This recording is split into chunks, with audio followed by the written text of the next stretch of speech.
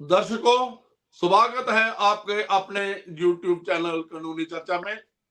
आज पहले की तरह हम दोबारा जुड़े हैं अपने मेहमानों से। मेरे साथ एडवोकेट अलीशा कोहली है, जो पहले भी हमारे साथ जुड़ती हैं। जी, जम्मू कश्मीर हाई कोर्ट में प्रैक्टिस करती हैं। और राकिब अहमद जिया, ये कश्मीर से जुड़े हैं। ये बताशा लॉ कॉलेज की वाइस प्रिंसिपल हैं जो कश्मीर में। तो ये भी संविधान के बारे में चर्चा करते हैं, कानून के बारे में चर्चा करते हैं। तो मैं थोड़ा सा बता दूंगा, एक पिछले दिनों सुप्रीम कोर्ट ऑफ इंडिया की जजमेंट आई, Sita Soren versus Union of India case था, जिसमें सुप्रीम कोर्ट ऑफ इंडिया की एक जजमेंट आई, 7-1 जजमेंट थी। तो इसकी हिस्ट्री थोड़ी सी मैं ब्रीफ कर दूंगा, क्योंकि मैंने इस जजमेंट को पिछले दिनों 2-3 दिन डी कोड किया था, इस पर चर्चा मैंने की हुई है। तो मुझे ये कुछ लोगों के फोन आए, जैसे अलीशा कोहली ने भी कहा, और इसने एक बार पहले भी टीवी नरसिम्हा राव की जजमेंट पे हमने चर्चा की है, अलीशा कोहली ने मेरे साथ। उस वक्त ला क्या था, सुप्रीम कोर्ट की क्या वर्षन था, उसको कैसे किया गया, ये सारी मैं बातें अभी बताऊंगा। और कश्मीर से राघव साहब ने भी मुझे फोन किया कि सर, जो जजमेंट आपकी देखी तो थोड़ा सा इसके बारे में चर्चा करेंगे। और भी लोगों ने कहा। और ये जजमेंट जो आज हम बातचीत करेंगे, जो कानूनी चर्चा करेंगे, ये भी इसकी जो पहले हमने चर्चा की है, मैंने अपने तौर पर डिकोड किया है, उसकी थोड़ी सी एक्सटेंशन हो जाएगी। और लोगों को थोड़ा सा, जो हमारे दर्शक हैं, हमारे दर्शक तो आपको जानकारी है, एडवोकेट्स हैं, लॉ स्टूडेंट्स हैं, जजेस हैं, कॉन्स्टिट्यूशनल जो कॉन्स्टिट्यूशन ऑफ इंडिया से जुड़े हुए हैं, जहां दूसरे लीगल फर्टर्निटी से हैं, उन लोगों से। तो मैं थोड़ा सा पहले बता दूंगा कि भाई ये क्या जजमेंट है, थोड़ा ब्रीफ कर दूंगा, फिर मैं तो आपके हवाले कर दूंगा। जो आपने पूछना है इस जजमेंट के बारे में आप पूछ सकते हैं। तो जजमेंट क्या थी? सीता सोरेन एक मेंबर लेजिस्लेचर असेंबली थी, झारखंड असेंबली की। तो राज्यसभा की इलेक्शन थी, ये काफी पहले की बात है। तो जो जजमेंट आई थी, जो झारखंड हाई कोर्ट की जो डिलीवर की थी, वो 2014 में 2014 में जजमेंट आई थी। तो ऑब्वियसली इसके पहले में तो उसको कहा गया, सीता सोरेन को ब्राइब किया गया कि भाई आप पैसे लो, वोट डालो राज्यसभा के लिए। हमारे कैंडिडेट में जो भी कैंडिडेट उस वक्त होगा, हमें बिल्कुल चार्ट में जाना लंबा जाए। तो फिर सीता सोरेन ने पैसे ले लिए थे, करप्शन ले ली थी, लेकिन वोट कास्ट नहीं किया, वोट कास्ट नहीं किया। तो फिर उसके बाद क्या हुआ, उसके खिलाफ करप्शन चार्जेस की चार्जशीट आ गई। किसके बाद? सीता सोरेन के खिलाफ। She was booked for commission offence under prevention of corruption act. ठीक, तो थोड़ा सा मैं बता रहा हूं, असलम साहब भी जुड़ गए हैं, और साकिया जो लॉ इंटर्न है वो भी हमारे साथ जुड़ चुकी है। तो मैं सीता सोरेन का केस जो पहले मैंने डिकोडिफाई किया था, आज मैं उसको ही थोड़ा सा, उसके बारे में थोड़ी जो कॉन्स्टिट्यूशनल चर्चा होगी उसके बारे में। तो फिर क्या हुआ, उन्होंने कहा चार्जशीट आ गई। तो सीता सोरेन ने झारखंड हाई कोर्ट में कहा कि भाई मैं प्रिविलेज्ड हूं, मुझे इम्यूनिटी है, मेरे खिलाफ क्रिमिनल प्रोसिक्यूशन नहीं हो सकती।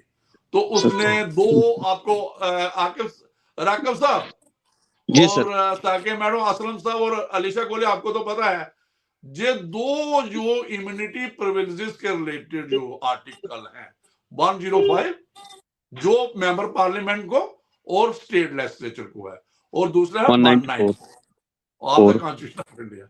तो इन्होंने कहा कि भाई हम प्रिविलेज्ड है, इम्यूनिटी है, नहीं चल, लेकिन हाई कोर्ट ऑफ झारखंड नहीं माना इनकी। उसने कहा प्रोसिक्यूशन चलेगी। तो मैंने वो भी केस पढ़ा था झारखंड वाला, जो उसमें क्या हुआ, उन्होंने पीवी नरसिम्हा राव को ही फॉलो किया है, जो पहले जजमेंट थी 1998 की। तो उसमें क्या कहा गया है 1998 की जजमेंट में, उन्होंने कहा कि पीवी नरसिम्हा राव में केस में अजीत सिंह ने पैसा लिया था, एक मेंबर पार्लियामेंट थे, पैसा लिया था, लेकिन उसने बोर्ड कास्ट नहीं किया था। ऐसे ही सीता सोरेन ने पैसा लिया है, बोर्ड कास्ट नहीं किया। मगर सर, ऐसा कानून जो है, क्या वो बेसिक स्ट्रक्चर के अल्ट्रा वायरस नहीं है कि आप पार्लियामेंट में हो और आप पैसे ले रहे हो? What about the doctrine of the ultra vires? ये किसी का माइक किसी का पीछे चल रहा है, जो थोड़ा सा बंद कर दे, किसी को थोड़ी सी बीच में कोई पीछे से चलो, उसका माइक बंद करवा दे। अब बिल्कुल असलम साहब, यही बात जो आप कह रहे हो ना, यही बात सीता सोरेन के केस में सुप्रीम कोर्ट ऑफ इंडिया ने कहा।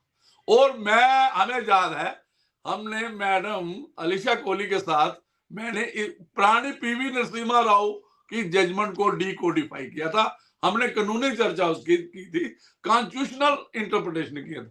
हमने कहा एक इतनी भी अनरिस्ट्रिक्टेड प्रिविलेज जहां फ्रीडम ऑफ स्पीच भी रिस्ट्रिक्टेड होने चाहिए, जैसे आर्टिकल 19 है उसमें भी रिस्ट्रिक्शंस है। तो ये तो अगर वोट डालेगा, पैसे लेगा, तो फिर कुछ भी कर सकता है और स्पीच देगा, तो फिर इसका मतलब इंड्यूस्ड स्पीच है, उसकी जो भी स्पीच होगी फिर नहीं होगी, वो अगेंस्ट कंसिडरेशन होगी। तो बिल्कुल असलम साहब आपके साथ है, ये बेसिक स्ट्रक्चर ऑफ अनकॉन्स्टिट्यूशनल के खिलाफ है, इसलिए ये unconstitutional supreme Court of India ने डिक्लेयर की है।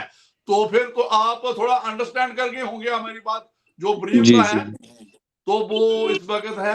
तो आगे आप पूछे, थोड़ा सा सारे हैं तो थोड़ा थोड़ा हम चर्चा कर बताएंगे। एक्चुअली सर मैं वेलकम करता हूं जितने भी हमारे जज साहब बैठे हैं, एडवोकेट्स बैठे हैं, असलम साहब यहाँ पे है, और साइका रशीद जी है, इंडर लॉ है, और एडवोकेट अलीशा कोहली है, और भी कुछ लोग जुड़ेंगे। या इस जो हमारी ये चर्चा जो है, इसको यूट्यूब पे लाइव जो है अब होगा ये इंशाल्लाह आगे, तो बहुत सारे लोग इसको देखेंगे। बेसिकली ये जो जजमेंट आई है recently supreme Court of India की तरफ से, हम कहेंगे कि एक हिस्टोरिकल जजमेंट है, जो पहली बार हमने 25-26 साल के इस कैरियर में हमने पहली बार ये ऐसी जजमेंट देखी है।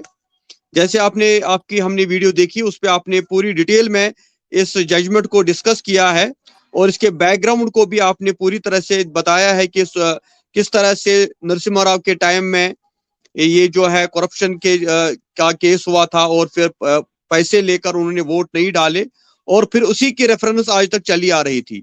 तो ये जो सेक्शन 105 या 198 194 जो है, हम कहेंगे इसका मिसयूज किया जा रहा था कि under these sections our MLAs, our MPs, our members of Parliament जो है वो इम्यूनिटी की बात करते थे कि अगर वो ब्राइब भी लेते हैं, रिश्वत भी लेते हैं, कोई भी क्वेश्चन पूछते हैं, कोई भी एब्यूजिव लैंग्वेज पार्लियामेंट के अंदर जो है यूज करते हैं, उनके ऊपर कोई चार्ज नहीं लगता था। और हमने देखा कि we are living in the largest democratic country in the world. मैं आपको राकब साहब बीच में रोकूंगा, ये जो जजमेंट हुई है ना जी सर, ये थोड़ा सा मैं रोक दूंगा। ये जो दूसरे प्रिविलेजेस हैं उनके पास, कौन से, रक्कस क्रिएट करना, रक्कस क्रिएट करने और पार्लियामेंटेरियन लैंग्वेज यूज करते हैं, जबकि पार्लियामेंट है ना, संसद है। हम तो इसको मंदिर बोलते हैं, पार्लियामेंट को मंदिर बोलते हैं, और ऐसे इस मंदिर के अंदर ऐसी एब्यूजिव लैंग्वेज का यूज करना। लेकिन ये इस जजमेंट से रेगुलेट नहीं हुई है, क्योंकि आपको मालूम है कि पार्लियामेंट अपना जो उसकी प्रोसीडिंग है खुद रेगुलेट करती है। बिल्कुल जो आप कह रहे हो कि जो हो रहा है रक्कस की लोगों के जो पैसा है, स्टेट चेकर है, गवर्नमेंट पे मेंबर पार्लियामेंट कितना पैसा खर्चा जाता है, स्टेट लेजिस्लेचर पे कितना पैसा खर्चा जाता है।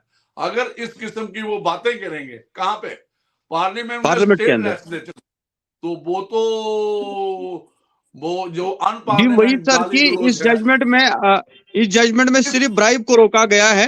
ब्राइब को अभी रोका बहुत गया है। ब्राइब, और मैं कह रहा हूँ अभी बहुत सारी चीजें हैं आने वाली कि है, ये बिल्कुल जजमेंट ही काफी बिल्कुल नहीं है। इस जजमेंट में तो एक चीज तो हमारे सामने आ गया कि जजमेंट की वजह से ब्राइब जो हमारे एमएलए एमपीज लेते थे या ले रहे थे वो तो रुक गया। हाँ, उससे आगे तो ऐसा नहीं बचेंगे हो नहीं, सकता। उन अब पे उनको वो करप्शन इम्यूनिटी नहीं केस मिलेगी, चलेगा, उन क्योंकि पे हम देख करप्शन केस चलेगा, शॉर्ट उनके में है उनके ऊपर केस लगेगा। करप्शन केस लगेगा। तो मेरा सवाल ये था कि क्या बाकी जो चीजें हैं जिनसे लीगैलिटी ऑफ लॉ मेकिंग के प्रोसेस पे असर पड़ता है, क्या उनके ऊपर भी कोई इकदाम उठाए जाएंगे फ्यूचर में? जैसे कुछ लीडर्स को ऐसी मूवीज देखते हुए पकड़ा गया जो समाज में ओपनली नहीं देखी जा सकती, या कुछ लॉ मेकर्स को सोते हुए पार्लियामेंट में देखा गया, या अब्यूजिव लैंग्वेज इस्तेमाल करते हुए। तो इन सब चीजों के लिए क्या कोई अलग से प्रोविजन होगा या इसी प्रोसेस को आगे चैनलाइज किया ये जाएगा? इको हो रही है, आवाज इको हो रही है, किसकी आवाज इको हो रही है? प्लीज, अभी तो हम 3 ही जुड़े हैं इसमें, चलो प्लीज। बताइए क्या है। हाँ, ये इको हो रही है आवाज। तो असलम साहब, मैं आपकी गैदर कर गया जो है कि आने वाला वक्त, आपका कहने का मतलब आने वाले वक्त में क्या इसकी जो करप्शन तक था, करप्शन तो इस जजमेंट ने खत्म कर दी कि इम्यून नहीं है under prevention of corruption act. तो उसमें इम्यून, तो आपने कहा कि अगर कोई और, जैसे राकब साहब ने कहा कि भाई अनपार्लियामेंटेरियन यूज करते हैं, अविश्व करते हैं, रक्कस क्रिएट करते हैं, और मैंने ऐड किया था कि कुछ स्टेट का चेकर और टाइम वेस्ट करते हैं जो पैसा है, तो उसका हमने कहा कि उसके तो इसकी ऑब्वियसली लॉ चेंज होता है। तो ये जो राकब साहब ने कहा या असलम साहब कह रहे हैं, मुझे लगता है कि ये कुछ एडिशंस हो जाएंगे, कुछ जो एडिशन हो जाएंगी लॉ सुप्रीम कोर्ट का, इसमें दायरा बढ़ेगा। पहले तो इनकी पार्लियामेंटेरियन कमेटी एक्शन लेती है, जो भी वहां पे कोई किसी को निकाल देते हैं 10 दिन के लिए, स्पीकर निकाल देता है। तो इस चीजों के बारे में भी सोचना चाहिए कि पार्लियामेंटेरियन को या स्टेट लेजिस्लेचर को एक पार्लियामेंट में या स्टेट लेजिस्लेशन में कितना अधिकार हो, कितना प्रिविलेज हो, कितनी इम्यूनिटी हो। अच्छा, एक और मैं इंटरेस्टिंग पॉइंट इस जजमेंट का बता दूंगा आपके लिए, बड़ा इसमें बड़ी कॉन्स्टिट्यूशनल जो 7 बेंच ने दिया है ना जजमेंट, बड़ी इन्होंने एक तो बात कही कि ये जो इंड्यूस्ड जो पैसे वाला सिस्टम है, इसका मतलब उनका डिसीजन जो है वो इंड्यूस्ड डिसीजन है, वो फेयर नहीं हो सकता, जबकि करप्शन जिसमें इन्वॉल्व हुआ है, जैसे एक पब्लिक सर्वेंट है, अगर वो करप्शन लेके कोई किसी की फेवर करता है, डिसफेवर करता है किसी भी मुद्दे में, जो पब्लिक, और ये भी पब्लिक फंक्शनिंग डिस्चार्ज कर रहे थे, तो वो करप्शन का मैटर है। तो इन्होंने सेक्शन 7 जो है प्रिवेंशन ऑफ करप्शन एक्ट की, उसकी इंटरप्रिटेशन की, उसके इंग्रेडिएंट्स के बारे में बात की। तो सारे आप लोग लीगल न्यूमररी मेरे सामने हैं, अलीशा को आप राकेश साहब आप पढ़ते हो, इसकी क्या इंग्रेडिएंट्स हैं, थोड़े मैं इसके बारे में मैं पढ़ दूंगा। सेक्शन 7 के जो प्रिवेंशन ऑफ करप्शन एक्ट है, और जो इसको बनाता है, जो करप्शन केस, इसमें शॉर्ट में पढ़ दूंगा। Following are the ingredients of the section 7 of the act, prevention of corruption act 7। ये क्या क्या कहता है, the accused must be a public servant और expecting to be a public servant. जहां तक है, एक सवाल अगर यहाँ वो पे आता पब्लिक है, सर्वेंट है, क्या जो लॉ मेकर्स होते हैं ये पब्लिक सर्वेंट कहलाए जाएंगे? बिल्कुल कहला जाएंगे। ये डिसाइड हो चुका है। ये बस बस ये बहुत अच्छा क्वेश्चन है। और ये जो पब्लिक सर्वेंट है, जो मेंबर पार्लियामेंट है, या स्टेट लेजिस्लेचर है, वो पब्लिक सर्वेंट है। Public servant. सर बट दूसरा जो दूसरा पीवी इसके नरसिम्हा साथ, राव की जजमेंट, सर पीवी नरसिम्हा हाँ, राव की जजमेंट में जबकि ये ही पॉइंट हो जाता था कि whether they are public servant और नॉट, हाँ, तो उन्होंने कहा था कि तो- ये पब्लिक सर्वेंट नहीं है। हाँ, अब रिवर्स हो गया है। हाँ, चलो जो भी उसका हमें जो इस जजमेंट में आया है, सीता सोरेन वाला, इसमें जी। आया है एक को पब्लिक सर्वेंट, जैसे असलम साहब ने कहा कि मेंबर पार्लियामेंट और एमएलए ये पब्लिक सर्वेंट है, ये इसके। और दूसरा इंग्रेडिएंट क्या है सेक्शन 7 का, प्रिवेंशन ऑफ करप्शन एक्ट, जिसकी चार्ज शीट हुई थी सीता सोरेन के। He should accept or obtain or agree to accept or attempts to obtain from any person. फिर आगे कंटिन्यूशन में करेगा, for himself, for any other person, any gratification other than legal remuneration। तो जो पैसा लिया सीता सोरेन ने राज्यसभा के वोट डालने के लिए, या उस वक्त मेंबर पार्लियामेंट ने लिया वोट ऑफ नो कॉन्फिडेंस के अगेंस्ट वोट डालने के लिए, वो सारा लीगल रेमुनेशन नहीं थी, वो करप्ट प्रैक्टिस थी, वो मनी इल गॉटन मनी थी। तो लेना और देना जब हो गया, जब लेना और देना हो गया एज ए मोटिव और रिवार्ड फॉर डूइंग और forbidding to do anything official act और टू शो एनी फेवर और डिसफेवर, तो ये उन्होंने कह दिया कि आपका केस, जब आपने ब्राइब ली, ऑफर एक्सेप्टेंस हो गई और किसी मुद्दे पे किसी कॉन्स्पिरेसी के नीचे ली, अगेंस्ट हम कंसिडरेशन ली कि हम वोट डालेंगे, जहां कोई स्पीच करे, मैं जनरल टच कर रहा हूं, तो ये आपका केस, तो ऑफेंस कंप्लीट हो चुका था, चाहे आप वोट डालें आफ्टरवर्ड्स या ना डाले।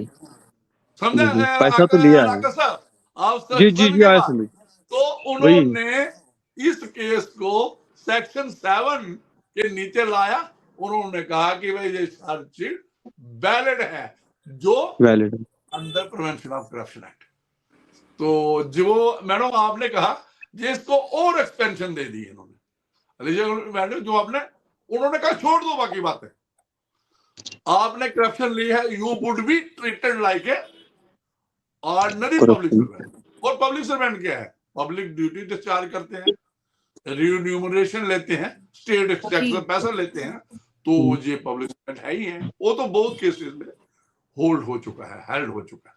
तो इट मीन्स कि सर अगर वो क्लेम भी करते हैं कि हमें इम्यूनिटी मिलेगी सेक्शन 194 या 105 में, लेकिन फिर भी वो प्रिवेंशन ऑफ करप्शन एक्ट में आ जाते हैं एज अ पब्लिक सर्वेंट, क्योंकि वो पैसा तो ले रहे हैं, उन्हें पैसा लिया है, किसी काम के लिए है।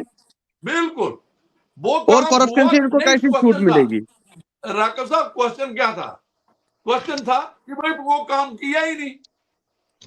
पीवी नरसिम्हा राव के वक्त में अजीत सिंह ने नहीं किया था, इस केस में सीता सोरेन ने नहीं किया। उन्होंने कहा किया नहीं किया, जब पैसा तो लिया है, ले ली, ब्राइब तो ली है, लाई है, तो यू आर लाइबल। और सेक्शन 7, हाँ सर ये सही है, ये जजमेंट, इसी वजह से मैं कहता हूँ ये हिस्टोरिकल जजमेंट है कि हमारे जितने भी एमएलए हो, इतना प्रिविलेज भी नहीं मिलना चाहिए कि हम उनके ऊपर करप्शन चार्जेस भी ना लगाए। बिल्कुल यही हम कह रहे हैं, यही पैसा लेना नहीं लेना तो एक, मैं कहती हूँ एक ऑप्शनल है, बट हम कर क्या रहे हैं? We are doing something opposing to public policy. कुछ हम पब्लिक पॉलिसी के अगेंस्ट कुछ काम कर रहे हैं, which is in a crime in itself. आप अपनी एक वो कॉन्स्पिरेसी क्रिएट कर रहे हो, और अगर यही कोई एक आम पटवारी करेगा तो सालों साल उसका ट्रायल चलेगा। बिल्कुल, ठीक है, और जबकि इनको इम्यूनिटी दी है, ये एक लिगेसी चला रहे हैं अपनी, इनको सालों साल कोई पूछने वाला नहीं है। पर जो पीवी नरसिम्हा राव की जजमेंट जो 2000 आई थिंक 4 में आई थी, 1998 में आई थी, 1998 में आई थी, तो 1998 है 1998 में और आई। आज, हाँ, तो आज 2024 चल रहा है, तो कितनी इम्यूनिटी जो उन्होंने कॉलोनियल लिगेसी एक परपेचुअल एग्रीमेंट करके चल रहे हैं ये। नहीं, आप ऐसा करो, इससे पीछे भी उठाई होगी, हाँ 1998 के पीछे भी उठाई होगी ना जी। ये तो सर तो 1950 से ये चला कहते रहा है। हैं जो वोट डालता है वो अगर करप्ट प्रैक्टिस में ऑर्डिनरी सिटीजन, वो अगर इलेक्टर आप कह सकते हो, जहां जिसके हक में वोट जो पार्लियामेंट, तो इनमें फर्क क्यों हुआ? इक्वालिटी बिफोर लॉ, जैसे बात होती है इक्वालिटी बिफोर लॉ। तो मुझे नहीं लगता कि जो एक ऑर्डिनरी पब्लिक सर्वेंट है और जो एक मेंबर पार्लियामेंट, इन पे ज्यादा जिम्मेवारी है, क्योंकि और क्या ये सर, वही है। कॉन्स्टिट्यूशनल इन पे ज्यादा ट्रस्ट है। ये समझो, ये कानून बनाते हैं, इन पे ज्यादा, इनके प्रिविलेज को कर्टेल करना चाहिए जब इस किस्म की एक्टिविटी में इन्वॉल्व हो। हम नहीं कहते, हाँ, लोगों के हक के लिए कानून में बात करें। ये हक तो नहीं हो सकता कि करप्ट प्रैक्टिस करके पैसा लेके अब्यूसिव लैंग्वेज करके इस्तेमाल करके गाली Opposed to गलौज public किसी को policy करें। है। और असलम साहब ने एक बड़ी और बात जोड़ी थी कि अगर वो लेके जो कह रहे थे हम कि वो अगर वो ब्लू पिक्चरें देखते हैं वहां पे, जो अनपार्लियामेंटेरियन पार्लियामेंट में बैठ के बातें करते हैं, एब्यूजिव लैंग्वेज यूज करते हैं, है ना, अभिशुभ। और जो इनको तो जो ठीक है, इनका अपने इंडिपेंडेंट प्रोसीडिंग स्पीकर रेगुलेट करता है, जब पार्लियामेंटेरियन कमेटीज हैं, लेकिन लॉ को भी, कानून तो लॉ सबके को लिए अपना बराबर काम होना करना चाहिए ना। कॉन्स्टिट्यूशन सर फिर को हम भी एक अपना आम काम पटवारी या आम आदमी से जो पब्लिक सर्वेंट है उसे क्या गिला करेंगे कि जब बिल्कुल। हमारे लॉ मेकर्स ही करप्शन करते हैं, लॉ मेकर्स पैसा लेते हैं, तो एक छोटा मुलाजिम जो 100 रुपए लेता है तो उसे क्या गिला फिर? बिल्कुल बिल्कुल बिल्कुल। और सर की एक फ्रीडम बात ऑफ बहुत स्पीच अच्छी तो लगी ठीक है कि कि फ्रीडम वो ऑफ जो स्पीच है, we are living in democratic country, Parliament में बैठ के वो डिबेट डिस्कशन करेंगे, कभी उसमें वो एक्सेस भी कर सकते हैं, लेकिन ब्राइब कहाँ से आ गया बीच में? फ्रीडम ऑफ एक स्पीच चीज एक अलग सर ने चीज है और ब्राइब लेकर वोट डालना एक अलग चीज है। एक चीज सर ने बहुत अच्छी बोली, जब हमारे वॉइस ऑफ द पीपल है ना, ये वॉइस ऑफ द पीपल है, तो वो जो कुछ चुनिंदा लोग जो हैं वो अपना वेस्टेड इंटरेस्ट लेकर लोग इकट्ठे कर रहे हैं उनको पैसा खिला के, तो वो एक पब्लिक डेमोक्रेसी की वॉइस नहीं है। वो कुछ एक एक एक जो आप कह लो एक कैटेगरी है, या कुछ जो एक लोग हैं उनकी जो एमपीज अपने अपने बंदे हैं, वो कुछ उनकी वॉइस है। It's not the voice of the people.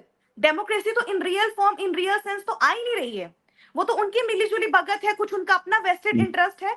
जो सर कह रहे हैं कि वो अपना वेस्टेड इंटरेस्ट वहां पे दिखा रहे हैं, वो अपनी भाषा बोल रहे हैं, तो लोगों की जो उनको लोगों के फेवर में जो करना चाहिए वहां बैठ के असेंबली में, वो नहीं हो रहा।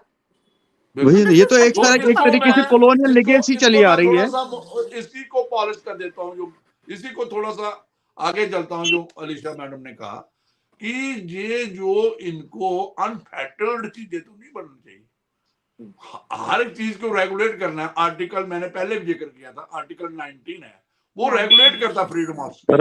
तो मुझे लगता है इनकी फ्रीडम ऑफ स्पीच को भी उसको रेगुलेट करना चाहिए, उसमें आना चाहिए, और इसमें कुछ प्रोविजन एडिशन होना चाहिए कि भाई जो अनप्रिविलेज्ड है, ताकि जो इम्यूनिटी और प्रिविलेजेस इनको दिए गए हैं 105 में, 1094 में, इसमें अमेंडमेंट लाने चाहिए ताकि ये आर्टिकल 19 के मुताबिक हो, जैसे ऑर्डिनरी सिटीजन को हो, और अगर कोई उनके पब्लिक इंटरेस्ट में कोई बात करें तो इनको थोड़ी छूट होनी चाहिए इसके, तो वो अदरवाइज भी है। तो जो एक और आपका जो है कि इन लोगों को अगर इस, तो फिर तो जो आप कह रहे हो 98 के पहले ये तो ट्रावर्सी ऑफ जस्टिस था, माकरी ऑफ जस्टिस था, ये जो अपनी कन्वीनियंस के मुताबिक एक वक्त पे किसी ने कानून बनाया था और वही चला आ रहा नहीं है। चलेगा डेमोक्रेटिक सिस्टम में। और हमारी डेमोक्रेसी कहते हैं कि ये मदर ऑफ डेमोक्रेसी है, और इंडियन सिस्टम में जो इस वक्त वो है कि डाउन टू, और जो हम ग्रास रूट पे ले जाना चाहते हैं। सर तो वही है ना, आज विचार तक हमारी हम आगे- कॉन्स्टिट्यूशन ऑफ इंडिया में मोर देन 100 अमेंडमेंट्स हो चुकी है, और तो नहीं, यहाँ एक पे और अमेंडमेंट क्यों करेंगे नहीं हो सकती? राकेश साहब एक और करेंगे। जी सर। अगर फॉर एग्जाम्पल हम कन्फाइंड क्यों रखेंगे ML MP के लिए, तो फिर तो ये भी क्लेम कर सकते हैं जो हमारे पंचायत मेंबर है वो भी डेमोक्रेटिक एक्शन कर रहे हैं, वो इलेक्टेड भी है, ब्राइब लेके जब म्यूनिसिपैलिटी का कारपोरेशन की मीटिंग होगी, MLA है या पंचायत जो का है कोई काम होगा, पंचायत है, वो भी क्लेम करेंगे। वो भी क्योंकि उनके भी कॉन्स्टिट्यूशन के नीचे ही 73 74 में उनको भी अधिकार है। तो जी, ये जी। जो बातें हैं जी आप लोगों को सोचना पड़ेगा। वही और मैं इस सर मैं जजमेंट एक को एक चीज में हैरान हूं कि इतना टाइम क्यों लगा इस चीज को, कि आज जब ये डिसीजन आ गया तो हमारी आवाम जाग गई, लोग इस पे डिस्कस कर रहे हैं, लेकिन आज तक इसके बारे में किसी को कोई आइडिया ही नहीं था। और एक और मैं राकेश साहब आपको कह रहा, मैडम अलीशा कोहली भी है, एक और बड़ा इंटरेस्टिंग बताऊंगा, जितने व्यूअरशिप इस मेरे एपिसोड को पिछले को देखा ना लोगों ने, जी सर। बाकी भी हम करते हैं लेकिन इसकी व्यूअरशिप ऐसी बात नहीं है, लोग देखते हैं, लोग हाँ, लोग समझते हैं, देखते हैं, लोग समझते हैं। समझते हैं। ये मत समझो कि भाई कोई बच जाएगा लोगों की नजर है। जनता जो है चाहे कहाँ का भी है, कश्मीर का कोई बंदा है, हाँ, कि पूरे political हिंदुस्तान के system कोने कोने क्या- का। कोई भी हिंदुस्तानी और वर्ल्ड के कोने में, अभी तो जो सारी जो हम बातचीत करने जा रहे हैं ये तो दुनिया के कोने कोने में पहुंचेगी। तो इसलिए मैंने ये जरूरी समझा, आपने बात की कि सर ये किस किस्म का मामला, मैडम कोहली ने बात की कि भाई ये किस किस्म का ये सिस्टम एग्जिस्ट कर रहा था। सिस्टम है। हम लोग पिछली बार भी कहा था कि यार, और इसको in consonance with basic structure of law लाना चाहिए, इन दो प्रोविजंस को। वही है ना सर, नहीं तो फिर खुली छूट दे दो सभी को, फिर तो वोटर को भी पैसा दे के हम ले सकते हैं, फिर तो खुलेआम वोटर को पैसे दीजिए।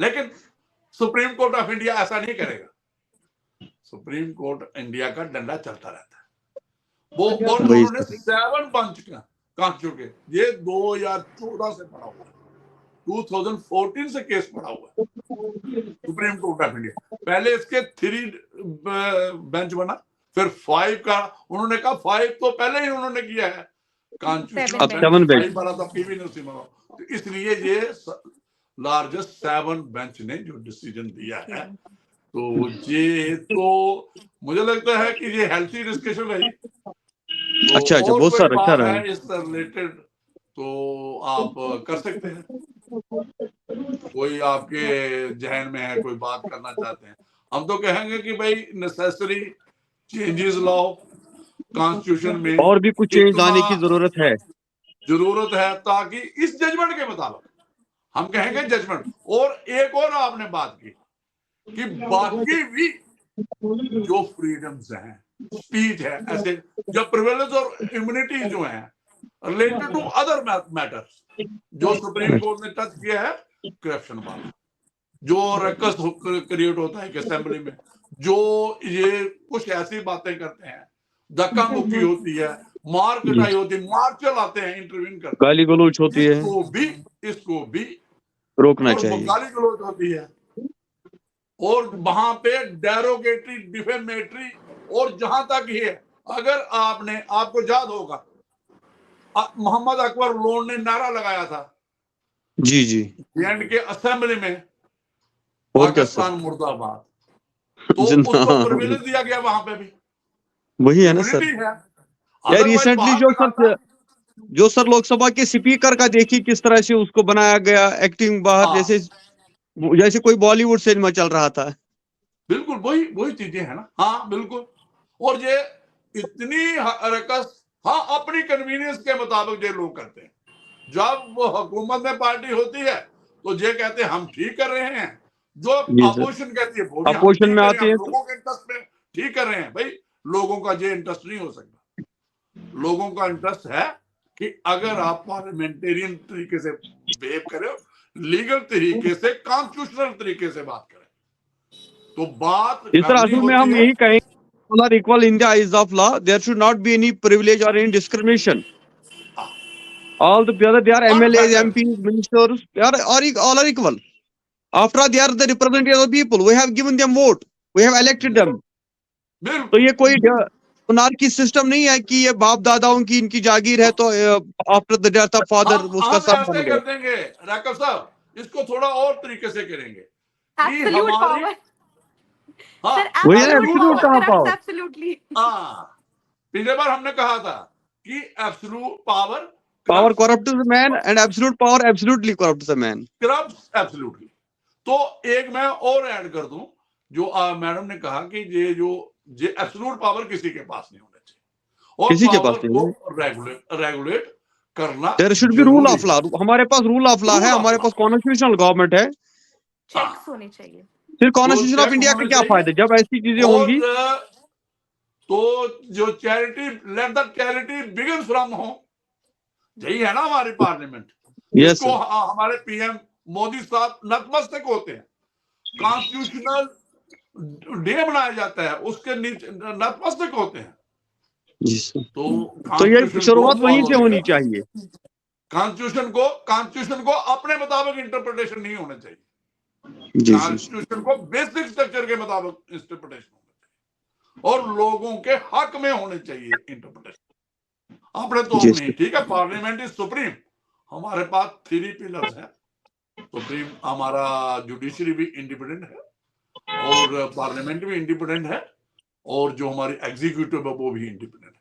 वो भी लेकिन independent। इंडिपेंडेंस और जो सुपरमेसी है वो बिल्कुल चेक्ड भी है। कॉन्स्टिट्यूशन की है। वो हमें सबसे सुप्रीम क्या है, कॉन्स्टिट्यूशन जो ऑफ हम इंडिया। बच्चों से पूछते थे जब हम, तो सबसे सुप्रीम जो पहले हमने बात की है, मैंडेट पीपल का, जो वोट डालते हैं, जो Yes, आम वही तो सिटीजन प्रियम्बल में है, वही we the people of India. We the people of India, वो Is the correct- जो मैंडेट है किसका प्रिवेल करना चाहिए? एक उसका करना चाहिए, एक सिटीजन ऑफ इंडिया का, और आगे चलेंगे और फिर कॉन्स्टिट्यूशन ऑफ इंडिया। फिर हम कहेंगे कि इनको जो दूसरे लोग हैं, 3 पिलर्स हैं, ये रेगुलेट होंगे अंडर हमारे the constitution.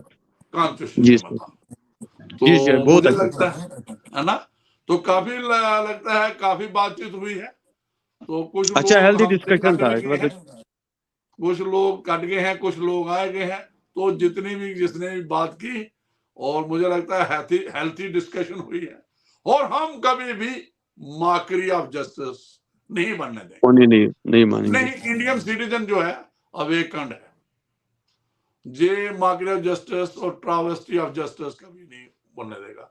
J fair transparent system चाहता है, और पर्टिकुलरली जो हमारी डेमोक्रेसी है, इसको तो हम देखना चाहते हैं हाईएस्ट पेडिस्टल में, तभी हम सरवाइव कर सकते हैं।